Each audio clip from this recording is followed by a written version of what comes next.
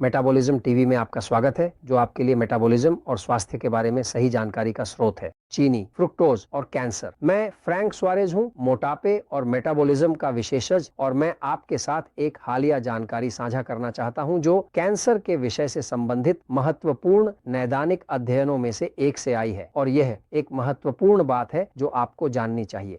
Texas विश्वविद्यालय में cancer पर एक बहुत महत्वपूर्ण शोध केंद्र है, और टेक्सास विश्वविद्यालय के भीतर एक केंद्र है जिसे एंडरसन कैंसर सेंटर कहा जाता है, जहां कैंसर से संबंधित अनुसंधान किए जाते हैं। एक नया अध्ययन सामने आया है जो मूल रूप से यह दर्शाता है कि चीनी, फ्रुक्टोज और कैंसर के बीच क्या संबंध है। यह अध्ययन मूल रूप से यह दर्शाता है, मैं इसे समझाने के लिए एक पल के लिए बोर्ड पर जाऊंगा, कि चीनी, फ्रुक्टोज और कैंसर के बीच एक बहुत सीधा संबंध है। जब हम चीनी की बात कर रहे हैं तो हम उस चीज की बात कर रहे हैं जिसे सही तरीके से सुक्रोजा कहा जाना चाहिए। यह सही नाम है। सुक्रोज वह चीनी है, यह टेबल शुगर है, वह चीनी जिसे आप जानते हैं, यह सफेद क्रिस्टलीय दाने। फ्रुक्टोज एक प्रकार की चीनी है जो ग्लूकोज और सुक्रोज से मिलकर बनी होती है। इसमें दोनों होते हैं, लेकिन चीनी के रूप में सुक्रोज ही होती है। अब फ्रुक्टोज, जिसका मुख्य स्रोत है, हमें सबसे अधिक कॉर्न सिरप के संपर्क में लाता है। वह उच्च फ्रुक्टोज कॉर्न सिरप जो कोका कोला शीतल पेय में डाला जाता है और जिसे हर चीज को मीठा करने के लिए इस्तेमाल किया जा रहा है। तो टेक्सास विश्वविद्यालय के एंडरसन कैंसर सेंटर द्वारा किए गए अध्ययन में जो उन्होंने पाया वह यह था कि उदाहरण के लिए उन्होंने इस अध्ययन को वयस्क चूहों के साथ किया, और इन वयस्क चूहों के विभिन्न समूहों को 4 अलग अलग आहार दिए गए। 4 अलग अलग आहार, उनमें से एक आहार उच्च चीनी वाला था, जबकि अन्य उच्च स्टार्च वाले आहार थे, जैसे आलू, चावल और ऐसी ही चीजें।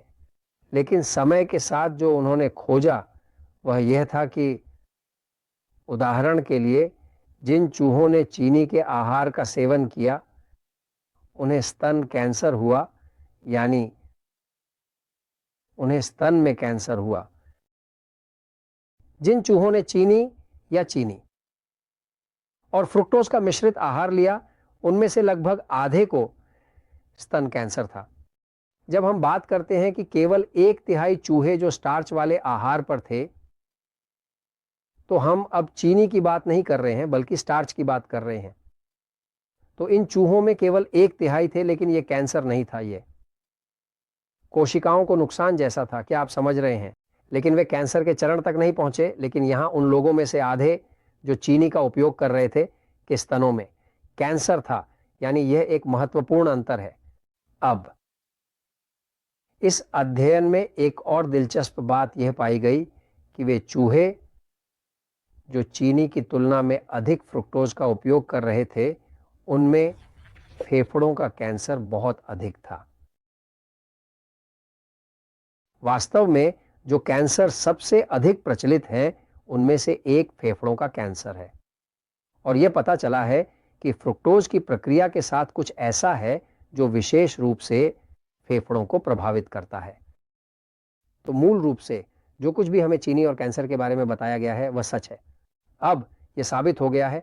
वास्तव में ध्यान दें कि अगर किसी व्यक्ति को शरीर के किसी हिस्से में कैंसर है, मान लीजिए कि उसके पास एक ट्यूमर है, तो उस कैंसर को खोजने का तरीका यह है कि उसे विकिरण के साथ एक गिलास ग्लूकोज दिया जाएगा,